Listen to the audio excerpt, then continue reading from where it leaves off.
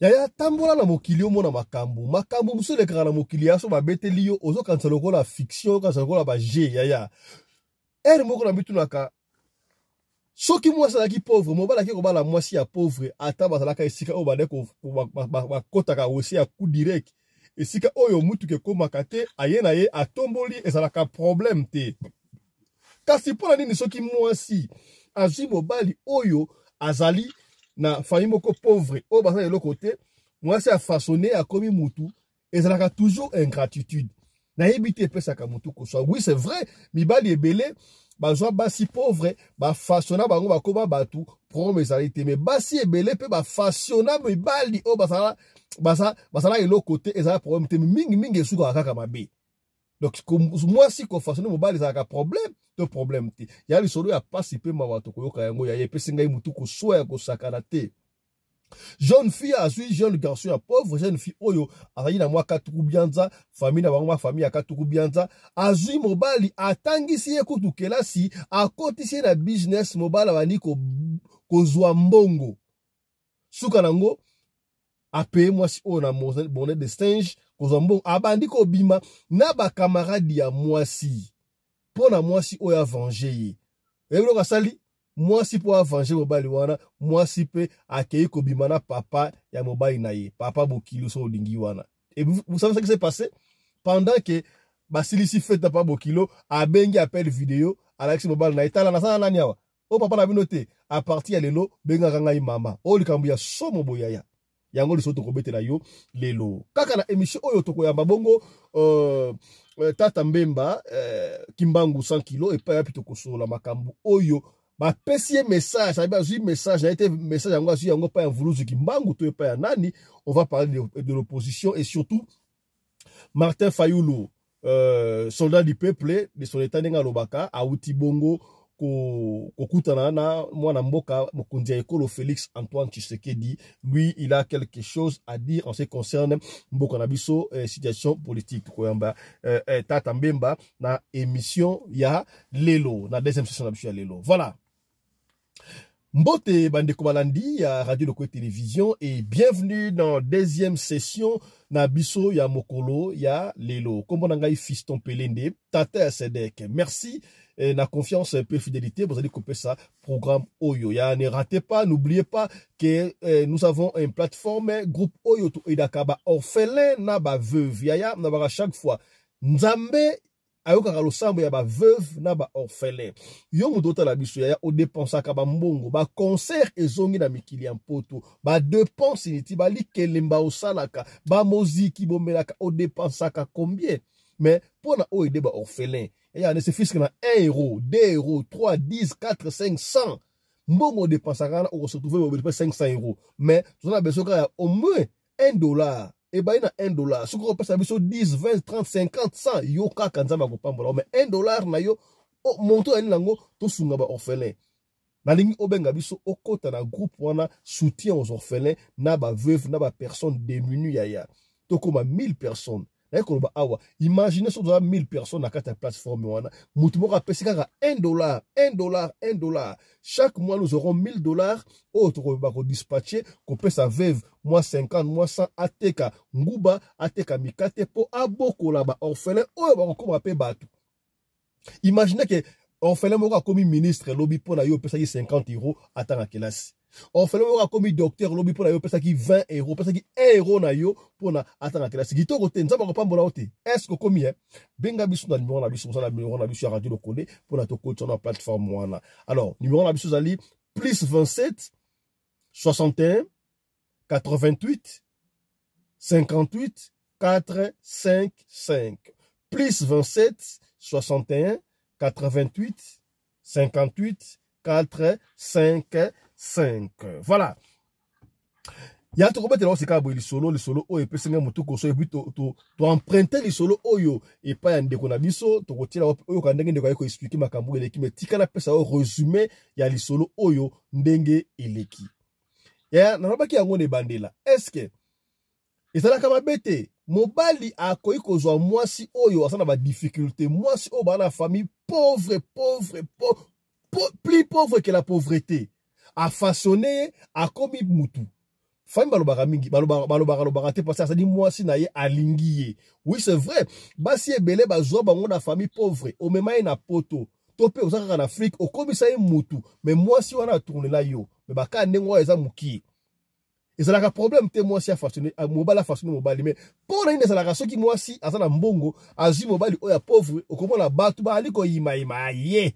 Ye pena abeta chance ka abeta libaku na zelo mbongo si mbongo eza ya yete mbongo eza ya mwasi na yete famille ça na mwasi mwasi ça na famille riche te mwasi nda zwa ndengo wana da mbongo libala mwasi na pesa ka gire bala yete eloko tout monde ezaka yete ezaka mwasi na ye kasi yaya nana nga pekisi yo pozo ozwa mwasi oyo obeta libaku na zelo ozwa mwasi ya mbongo poko mama na mbongo pona ni soki mobali asi mwasi ya pauvre bolobaka te kaka soki mobali mwasi asi mobali ya pauvre de bali koloba te eza mabete mais na baboyaka na baka oyo ekobaka lokola lisolo oyo basi ebele mobali bazwa bango na ki pauvreté akomisa bango bato basha babali kuna mibali wa mais akawa eza mukie mais mingi mibali oyo to mona soki mobali mwasi aide ya komi mutu abengisi ye na poto to pe kaka na Afrique akomisi ye mobali ya solo mibali wana ebele mingi batuna contre basha wa ça rapona nini ngana yebaka te yoka lisolo oyo ndeko mwasi azalaki issu d'une famille mwaka tuku bianje zalaka alors toyebi yango soki mwasi na mbongo mobali azana mbongo ezalaka kama mbilinga basi mingi oza na mbongo ebele balinga ko façonner mibali na ndenge na ko façonner mibali na ndenge na bango alors jeune fille oyo azalaki na katuku bianza makasa nkembo abino kaka nde bayemba nazona yanga mokati mbila na façonner na komisa ye ndenge na linga tuba tube mama ebi nzembo wana azwi mobali oyo yaya atangisi ye kelasi aisi non okotanga kelasi okoma pe mutu parce que nga na lingi yo tokozala nao avenir wana bazalaki nanu copain na copine makambo wana ebele salamaka mingi na bacopain copine ya makambo ebesaka motu boswa nzembo ya 13 ans ya Weranson babandaki leta azalaki na 13 ans mwasi afuteli ye minerval asomeli basilabiste ntango mobali akomi mutu alobi osa mwasi ya niveau na nga te bino bozobebisela bakope na bango ebele bana makambo ya boye mwasi oyo atangisi mobali oyo kelasi asali oyo akosala ntango mobali akomi mutu ntango asisi bazwi badiplome ebele ayebisi ye non ndenge ezali awa nalingi te okende kosala epai ya bato nga asala bafere na nga basalaka bafere na nga wana yo loko otangi kelasi yaka osala na ngai comme ça ozwaka mbongo ebele parce que naza mwasi na oyo tokobalana donc oyeba ndenge ya kopeshe ozwa responsabilité na étant énorme mwasi atie na bafere oyo asalaka bref mobali oyo abandi kozwa mbongo akomi normal akomi kitoko akomi mbinga akomi lokola tata asade grande musala rabu waka tuku bianza est-ce komi bakasa nkembo andi komona akomi lokola tata mbemba amona kamwa mbongo atonga bandako ebela mona makasa nkembo tata mbemba oyo muta mbongo mandima kaka te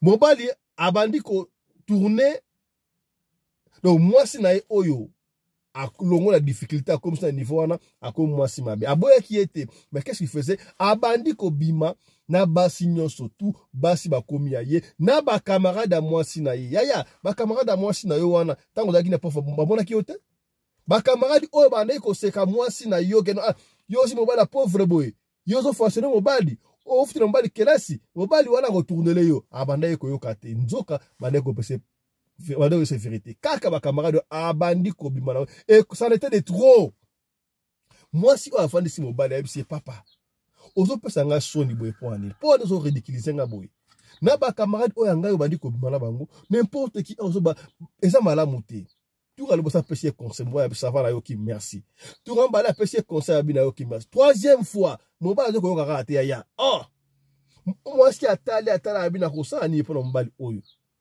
ya moi si soka lingeli yo bulu ya akokena otina ti basi bala la modi moto ba rwandais mo bo rwanda ya batu ba rwandais o mona ba rwandais ba malamu te soka lingeli yo bulu yango na sako ya ke bana bato obayaka pembeni na gentillesse ebele la confiance ne suit pas le contrôle akolinga oyo lokola pantona mukaba azokokasiole yo nzoka oyo lokokasione nini oyo akonikoka moko ako poison kufi est-ce komi salaka attention pire alaka te pire akoma pirate Mwana mwasi otra katuka bien katuka arina katuka bianza asali tout qu'est-ce qu'il a fait mwasi oyo ake a séduire mobali a séduire papa ya mobali na ye. Je vous ai dit au début que ezaki mariage officiel te bazali kaka copain na copine jusque là baba na gina noté na yebi na nga pete soki papa ya mobali oyo ayebaki ke mwana na ye abimaka na mwasi on ne sait pas mais fi oyo a séduire papa oyo papa na bango abandi ko bima na ye fi wana. Donc papa ya mobali abandi ko bima na ye. Et vous savez ce qu'elle a fait? Balua chambre hôtel moko ya kitoko koso bakota kuna makambu o jeune fille wana salaki papa wana basala yango te pour jeune fille. Papa pena zui biloko pena ya âge bana mike papa bi sobo papa tang basilisi feti papa kao. Et voilà moi si oyo azu akangi ba photo ya yena papa ya mobali na ye wana. Et puis qu'est-ce que cela fait? Abengi appel vidéo. Oh bon na miniature wana ezali photo vrai. Baya kwa mbuya biso to papa fisto o chef photo ba bonete to mo ba tia ngo ba boni mabete biso publier ko mabe. Abenga mobali na ye wana appel vidéo. Abenga yi tala osopona nani awa omwene nango awa atala boye papa na ye kao na mbetu na mwasi na ye na chérie na ye. Bobala bi pourquoi tu as fait ça bien? Toi tu croyais que o le kainga na mayele. Donc à partir à lelo yo fo benga ngai sikoyo mama parce que mobali mwasi ya papa abenga kaina mama ngala ko mama na yo. Donc niveau est mati. Toi tu crois que tu étais plus intelligent que moi na sho genga na moi na mwasi. Ya le kambu ya somo ya passe. C'était toi. Ungo sala ngonde ngini. Ungo sala ngonde ngini. Pasi ya kusakarati. Na lingi to na ensemble ngana yo ndenge ndeko abeti li solo. To yo ka li solo wana et puis to zonga to ya mbasiko yo tatu mbemba. Asa la message on vulu zikimbanga pesi. Li solo ya somo pasi pe mawa. To na ndenge ndeko abeti li solo oyo et bongo to zonga. Suivons ensemble. Un genre de fille là dehors. Elle ne rigole pas. Hein? Il y a un genre de femmes qui ne rigolent pas. Quand tu croises leur chemin, tu as intérêt à te mettre à carreau. Sinon, elle te fait ça dur. C'est nous là qui avons pitié, mes chéris. Attendez. Nous là qui avons pitié, mes chéris. C'est nous là qui avons peur. On a tendance à laisser ça entre les mains de Dieu. Mais il y a un genre là. Œil pour œil, dent pour dent. C'est le cas de cette fille. Est-ce que vous savez ce qui s'est passé? Cette fille a rencontré un gars. Elle s'est mise avec le gars. C'est une femme qui a de l'argent.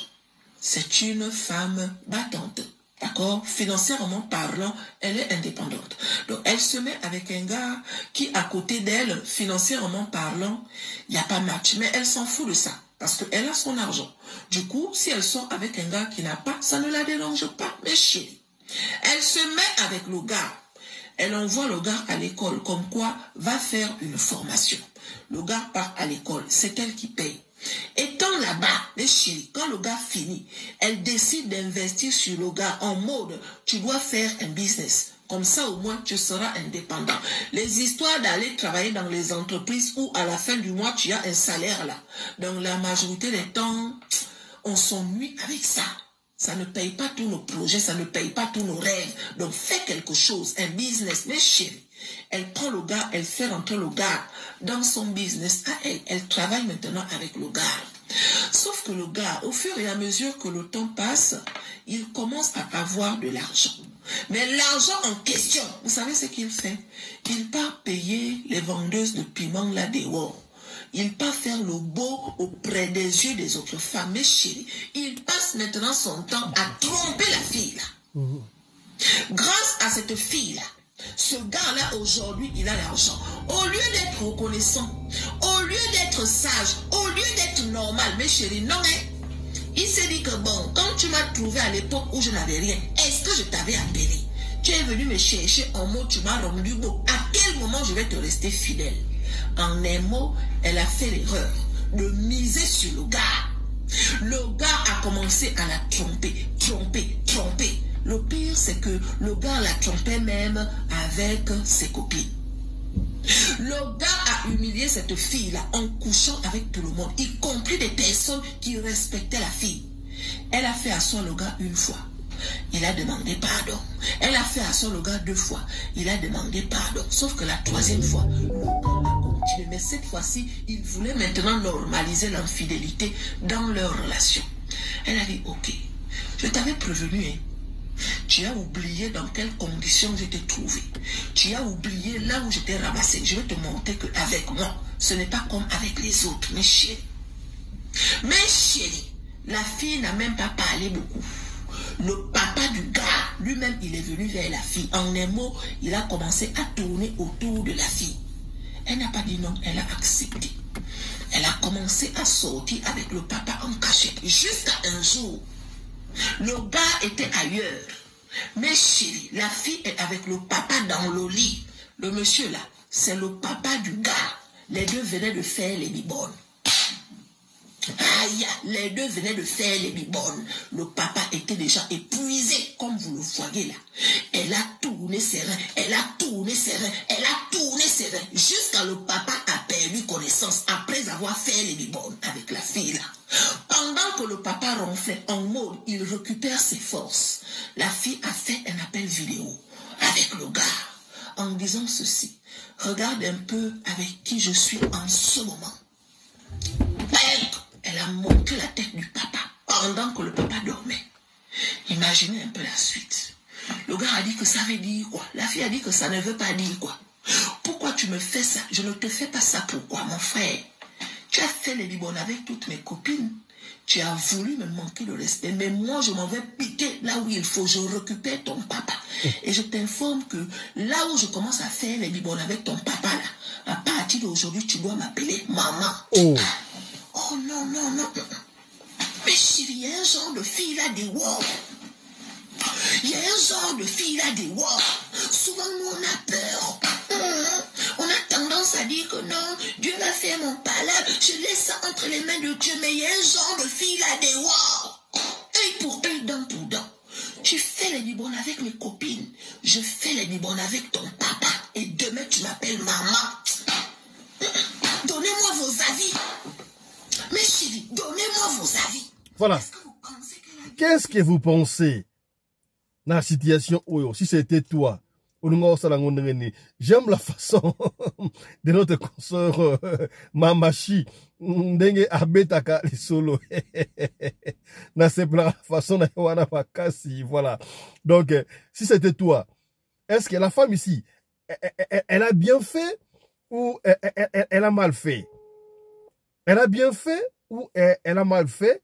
Mobali apekisa solingate, Mobali abandi kobima na ba camarade na ye, et lui qu'est-ce qu'elle a fait? Ye ake kozwa papa et Mobali. Voilà, elle est là avec les papas, il y a copain na ye. Est-ce que ça dit malade ou tu es mabe? Parce que quelle façon? Voilà, ali ko benga abenga appel vidéo à la gisi copain na moninga. Na papa oya yo bimana ba copine na ngai, mais ngai siko na bimina papa na do benga ngai mama à partir à lelo. Donc makangu ya papa ba benga kai mama. Quelle humiliation, quelle honte. Est-ce que cette femme a bien fait ou elle a mal fait? Et peut singai mutuko soit yako sakanate. Voilà. Ça c'était l'histoire de notre deuxième session. Voilà. Yaya, le pays va mal, le pays va mal. Tozo luka ba négociation, tozo luka moyen surtout pour na mboka na biso ekende liboso. Kasi yaya passe ya kosakana te. Moko ya ba combattant ya UDPS. Tshisekedi comme na ye Kabeya kamwa en fait comme na ye Wampanga Kabasele. Wampanga Kabasele a été assassiné par ses confrères et ses compatriotes et à UDPS, il paraît ba betier marteau na mutu, voilà, Wampanga Kabasele yoa, ba betier marteau na mutu, na évité quel genre de dispute, basalango, on a batu, il y a UDPS, on va pas rentrer, na bani no, mais on vient confirmer ici que Wampanga Kabasele n'est plus, donc, ba betier marteau na mutu, et puis si pas si à Kosakanate, qu'est-ce que nous avons comme image, awa, tant bazoya na ye, voilà ye baole la ye, après qu'on mette un marteau, la image to relaxa ngote procès sensible, voilà il est là à tomber dans sewana, et par après donc awa tant qu'Abasele avant Akoufa. Asa guerrier vraiment. Moka ba guerrier, il y a IDPS. Je signale qu'il est vraiment décédé. Voilà. Bato ba beta ki ino bakagi bato bango oyo ba beta ki marteau na mutu et puis si passe ya ko sakanate. Donc un vaillant combattant, il y a IDPS, une plie à Koufi. Voilà. Donc au nom de toute l'équipe de la radio Loco et Télévision, nous présentons nos très sincères condoléances à la famille UDPS, mais plus précisément à la famille biologique de Wampanga Kabasele, un vaillant combattant de l'UDPS. Ces communiqués, nous avons lu à partir des tweets de notre confrère Josué Vital. Voilà, Josué Vital qui a envoyé ça avec Adolphe Amissi. Voilà, donc il est là, il nous a quittés. Voilà, un grand combattant. Il y a IDPS Tshisekedi. Voilà. Ça tire de partout, ça tire de partout. Tomoni, président de la République, Mwanamboka Félix Antoine Tshisekedi Chilombo, Outi Kokutanana Martin Fayoulou. Martin Fayoulou Madidi, autre billet, en fait, n'habité si il faudra dire, attendez, leader opposition, on ne sait pas, Martin Fayoulou, mais bien, en zembuna élection, oyo, Félix Antoine Tshisekedi a gagné l'élection, d'après tout, et Boti Makamboué Belé, on a Ngarobi, il y a gagné, qui te voilà, voilà, tout le monde dit, Félix Tshisekedi, président de la République, Martin Fayoulou, comme étant son frère, voilà, comme étant ton frère, bah, écoutez, awa, vous allez, bah, aux vidéo officielle, hein, vidéo officielle, il y a présence de la publiée en gros. Comment est-ce que Martin Fayoulou est arrivé dans la parole de la nation? Bah, écoutez, il y a Félix Antoine Tshisekedi, pour la côté de Makambo, Italie, en Boka, Kobongsamboka, d'ailleurs, Yemoko, Martin Fayoulou, à l'Obagike. En tout cas, je tends la main à mon frère Tshisekedi, consomme, saute, ceux qui ont fait de passer. Martin Fayoulou, qui a Adolphe Muzitu, Pantalona Mukaba. Bah, on a ce Bakabona qui, pour d'après Martin Fayoulou, a qui, Muzitu comme étant très parce qu'il y a quelqu'un qui sangana na Tshisekedi non ya ko sangana été mais pourquoi on ne comprend pas lelo yemoko akeko sangana na Félix Antoine Tshisekedi est-ce que ça dit kaka pona ko sauver mboka na biso ou bien quelque chose qui se passe là qu'est-ce qui ne va pas donc ce qui est moyen oyo ya ko sauver mboka on ne sait pas to éviter agenda caché nango ezali nini est-ce que makambu oyo basango bali kosala pona ko sauver mboka ezali malamu tozali mabe ba consultation au Joseph Kabila ali kosala na Goma et qu'est-ce qu'ils veulent faire de notre pays on ne sait pas nga epesi nga mutu koswa ya na éviter kombo oyo batia na politique na biso opposition na majorité nini boza kombo malamu na éviter s'il faudra faire quoi na kombo ya opposition ceux qui tokei na mboka loko la France ba ben dans opposition te et ça ko à gauche na droite donc il n'y a pas américain États-Unis za ba démocrate na ba républicain mais pour na nini pas na biso ba tena biso kombo oyo ya opposition na majorité est-ce que vous ne voyez pas que comme oyo opposition quand on parle de l'opposition radicale, il faudra continuer à faire opposition dans mboka na biso. Est-ce que oui, même si tu dis que ba démocrate, na démocrate, na républicain, ça va opposant, mais quand il s'agit à makambu ya mboka, boalu bajitunga, bakoma kabongo ensemble. Tu à gauche, tu à droite, makambu ya boalu bajitunga, bakoma ensemble. Pour l'année de bisoté. Est-ce qu'il faudra continuer na komboana ya opposant toté? C'est ainsi que Toyambi Tata Mbemba il y a zéna maloba koloba na ebité vision oye ya ju message ya ju yango epa ya vuluziki. Mbango ta ju yango epa nani alingi apesa message. Tata Mbemba mbote na yo. Mbote Tata Pelende. Bonne santé. Santé nzambe azosala lokola tozo respirer tokumisa ye makasi. Tata Mbemba yo zala makambo ya koloba na ebité ozui vision to yo moko kanisi yango olikolo makambo oyo situation politique ezali ko régner na mboka na biso kasi yambo oloba est-ce que au courant que ndeko moko ya IDPS ba bundi bango na bango ba betie marto akufi oza information wana na zwaki information wana déjà na monaki yango bon au monde yango ndenge nini ba congolais ba ko bomba na bango au sein un parti moko course au pouvoir je ne sais pas boyoka nezalité comme opposition et kotiti na kati ya ba plateforme bino na bino bali ko bombala omoni yango ndenge nini bana ya fine politique moko babanda ko bombala bon conseil ezali pona lecture na yo pona assassinat ya ndeko na biso oyo ya IDPS pona ndeko ya IDPS eloko moko ekoti na mitu ya ba congolais likunia donc na songi bakotisi likunia na songi tangu bazoluka babongisa mboka nyonso wana eza mopepe moko ezali mpona kotia kaka désordre ekontinue na makambo ya mboka yango nde nasengaki epai ya radio lokole télévision mpo naloba makambo oyo namoni voilà oyo tokotikela yo temps yo omoni nini ozwaki vision ozwaki message epai ya nani olingi oloba nini na situation politique ya mboka na biso surtout komona totali na bilili awa comment est-ce que Martin Fayulu opposant soldat du peuple akutani na mokonzi ya mboka Félix Antoine Tshisekedi message ni oyo zwi omoni ngai nazali d'abord leader ya Kimbangu 100 kilo tangu nanonsaki likambo wana bato mingi bakanisaki ke ezaki liseki me ezaki liseki te bavision wana eyelaka nga parce que liboso nakanisi yo moto opesa sango ndenge nini arc-en-ciel voilà ndako na nga na awa na poto mpe ekota na kati ya ndako na nga à travers fenêtre bilili ezali alors basini wana nyonso tu nga nasengaka ke na ndimi mpo nalobaka makambo oyo esprit ekopesa nga yango nde tobandi sikoyo mpo topesa lumière na makambo ya politiki ya Congo parce que mingi bamindele baya kotia biso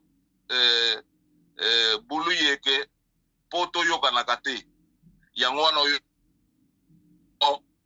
ba majorité kombo ya opposition il faut elongwa na Congo na politique ya République démocratique du Congo kombo ya opposition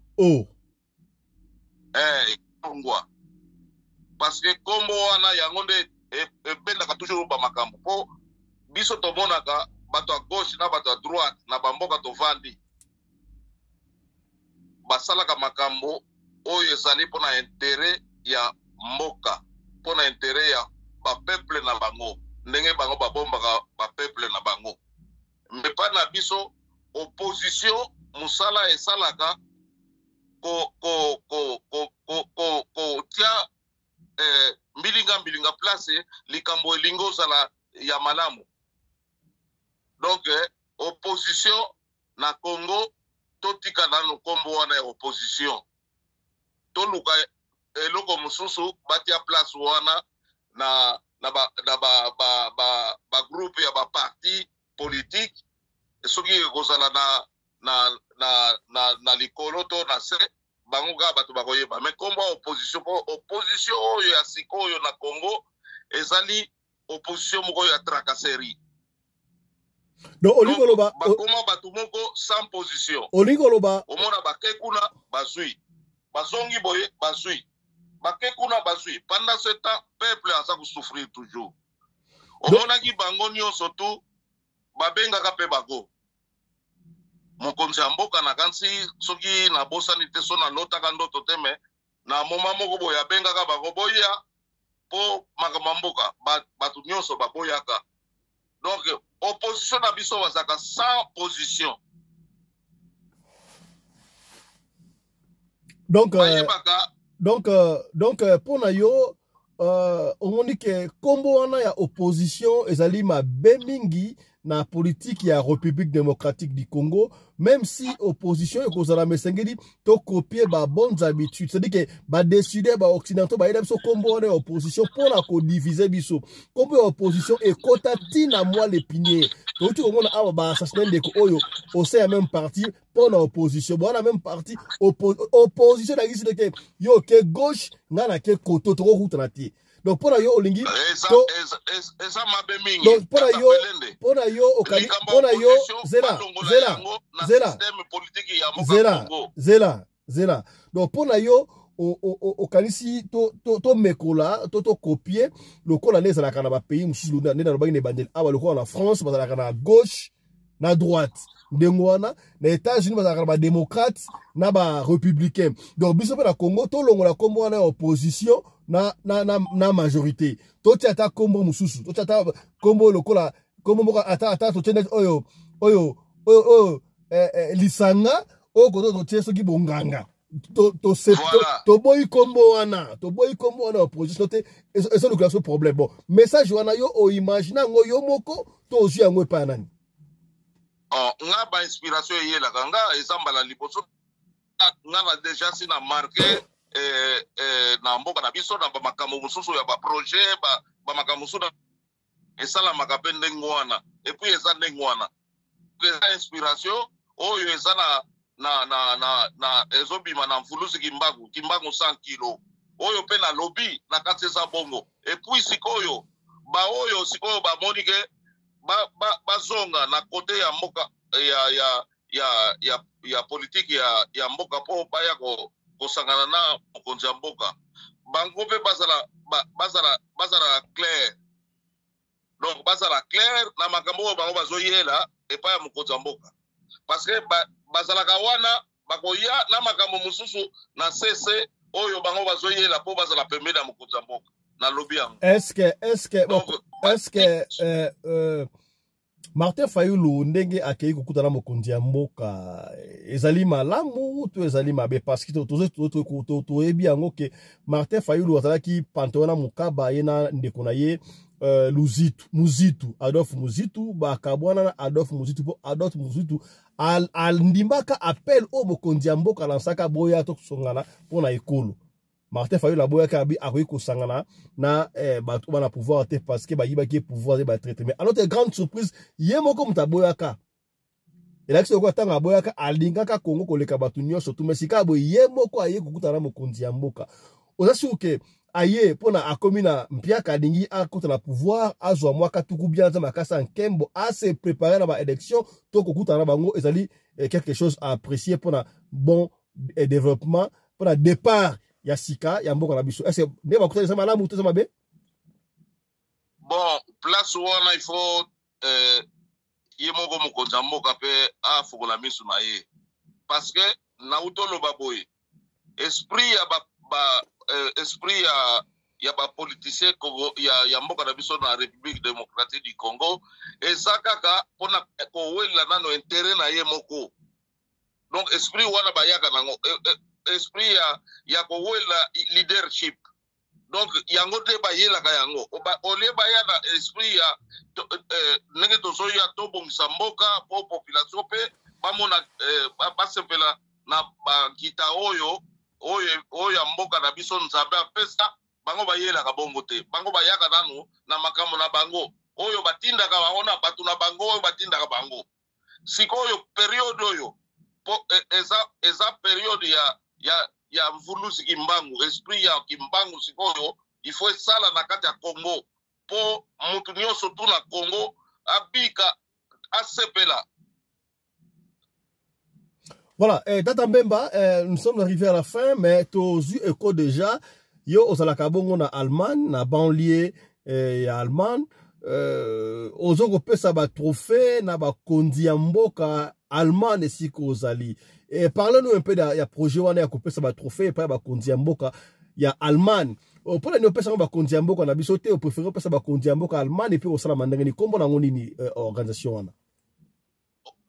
Organisation wana ezali 2 jours pour l'Afrique donc na allemand ba benyango Zwei Tage für Afrika. Alors eza symbole ya unité entre batu oyo toyaka okuta na mboka oyo tovandaka ndenge bango bazalaka na biso esalake bato ya mboka na biso na bato ya mboka na bango entre basi na mibali babalani baboti pe bana ngo pe bazala kati ya mboka oyo tozali epesi réflexion donc tomona ke tosala eloko moko mpona kokumisa bakonzi ekosalama mpe na parce que bientôt ekosalama mpe na Congo pona pointe bato oyo même na niveau politique bato oyo basalaka mpenza makambo solo tozoyeba bango moko donc yango nde tosali awa na kati ya Allemagne ekozala peut-être bientôt na mois d'octobre awa eza mbala liboso te eza mbala mibale ekosalama bamindele mpe bango moko balingi basepeli c'est-à-dire bolingo wana il faut ezala na kati ya mitema na biso mpe tozala nango na bamboka na biso mpo awa ezali mutu nyonso tu divorce mais bayebi ke il faut alia il faut amela mais pas na biso ezaka bongo te yango nde na omoni ke baesprit wana ezobima mpo epesa makanisi malamu na mitu ya bato mpo babongola bizaleli na bango. Merci beaucoup, Tata Mbemba, Kimbangu 100 kilos.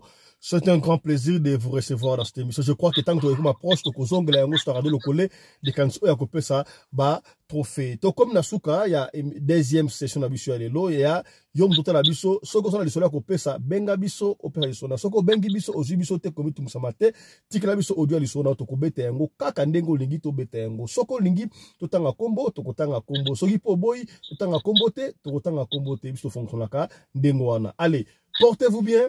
Santé de faire à tous. Chap chap. Et tchara.